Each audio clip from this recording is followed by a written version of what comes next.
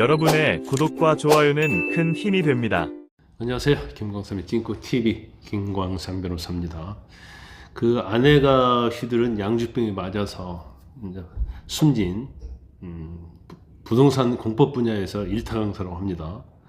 그래서 이 부분에 대해서 왜 사망을 했고 왜 무슨 일이 있었는지, 또 이 일타 강사가 이제 평소에 이제 제자들에게 한 얘기들이 굉장히 많이 신금도 울리고 논란이 되고 있어요.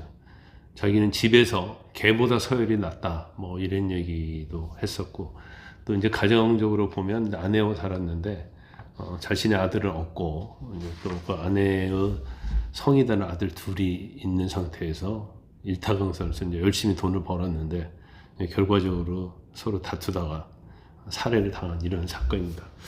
이 사건 뭐 본격적인 영상을 보시기 전에 구독, 좋아요, 알림 설정을 부탁을 드립니다. 또 이 부분에서 의견이 있으면 말씀을 해주시고요.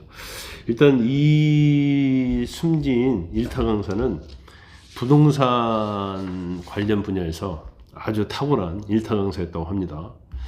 그런데 지난 15일 날 새벽 3시에요.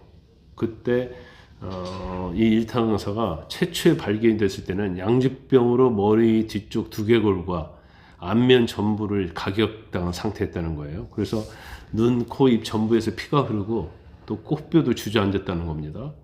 그리고 코가 주저앉았고 아예 코가 없었다는 거예요. 한쪽 눈은 뭐 부어서 돌출돼 있고 과다출혈로 인해서 이제 병원에 실려갔다는 거예요. 그런데 그 가해자가 누구였냐? 뭐 아내였다는 거예요. 그런데 지금 이 상해를 입은 부위를 보면 이게 한 번에 가격한 게 아니고 여러 차례에서 계속 반복적으로 있는 힘을 다해서 가격했다, 이렇게 볼 수밖에 없을 것 같습니다. 그런데 이제 처음 신고를 누가 했느냐, 뭐 어느 언론에 보면 아내가 신고했다는 얘기도 있는데 그게 아니고 이 사망한 일타 강사가 이제 의식이 있을 때 이제 신고를 했다. 양주병에 이제 맞아 쓰러진 다음에 약간의 의식을 가진 상태에서 신고를 했다, 이렇게 알려져 있고 결국 12시간 만에 숨을 졌습니다. 사망을 했어요. 그런데 일단 뭐 오전 뭐 3시 정도 그때쯤에서 이 사건이 일어났으니까 한 오전 11시 30분쯤에 이제 병원에서 유가족에 전화를 했다는 거예요. 아내가 유가족에 전화한 게 아니에요. 그런데 아내는 일단 변호사까지 선임을 하고 나서 그 남편의 연락처를 모른다고 이렇게 잡아댔다는 거예요. 그러면 본인이 가격을 해서 살해를 했는데도 불구하고 왜 그랬을까 좀 이해가 가지 않는 측면이 좀 많이 있습니다. 그리고 유족들에 따르면은 그 사망한 고인에게 성이 다른 아들 2명이 있었다는 거예요. 근데 이 사실도 유족들은 전혀 몰랐을 때요.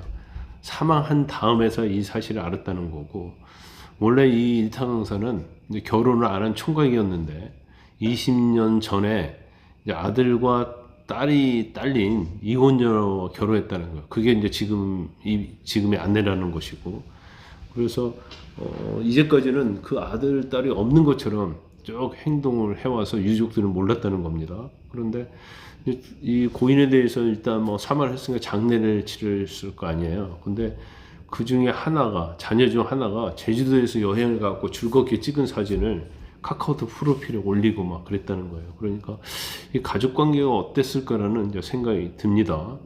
그래서 그러면 왜 이렇게 양주병으로 가격을 해서 살해를 했을까? 그런데 이제 여자 측 이야기는 지금 고인이 다른 여자랑 통화해서 그랬다, 이렇게 얘기한다는 거예요. 근데 이제 그것만은 뭐 믿을 수는 없죠. 왜냐면 항상 살인 사건이 있으면 한 명이 사망하고 한 명이 가해자면 그 둘 사이에 누가 무슨 일이 일어난지 모르잖아요. 그러면 가해자 측은 대부분 변호사를 선임합니다. 그래서 자기에게 유리한 이야기를 많이 해요. 그래서 뭐 고인이 나에게 뭐 나를 죽이려고 뭐 했는데 내가 방어하다가 그랬다.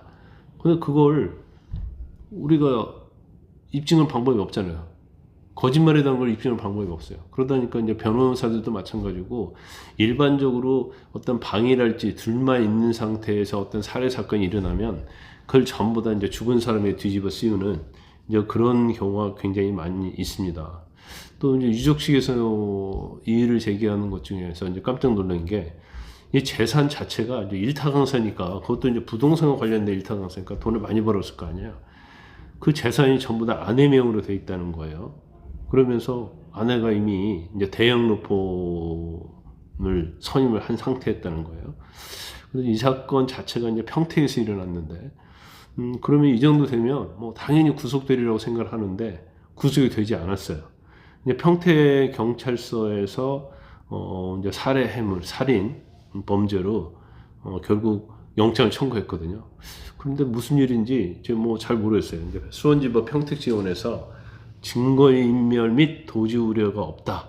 그래가지고 영장이 기각했다는 거예요. 그래서 아니 양주병으로 쳐서 사망한 게 확실한다고 한다면 이건 뭐 도주 및 증거인멸 우려와 상관이 없는 거거든요. 그런데 이런 이유로 왜 기각을 했을까? 그러면 제가 볼 때는 아마 그 살해의 동기를 이런 부분에서 이제 아내 측인 여자가 뭐 여러 가지 사실을 주장했을 가능성이 크다. 뭐 예를 들어 뭐 정당방위를 주장했을 수도 있고 모든 책임을 살해당한 일타강사에게 뭐 씌울 수도 있어요. 그러니까 이제 판사 입장에서는 뭔가 입증이 부족하기 때문에 영장을 기각한 게 아닌가 싶습니다. 일단 뭐 경찰에서는 다시 영장을 재청구하겠다는 그런 의지를 갖고 있는 걸로 보입니다. 일단 뭐 구속이 될지 안 될지를 한번 지켜봐야 할 것 같은데 뭐 장례식장도 왔다는 거 아니에요. 근데 장례식장에서도 태도가 아주 뭐 여자랑 통화해서 내가 이럴 수밖에 없었던 이제 그런 식으로 해서 유족들이 많이 화가 났다 이런 얘기도 전해오고 있습니다.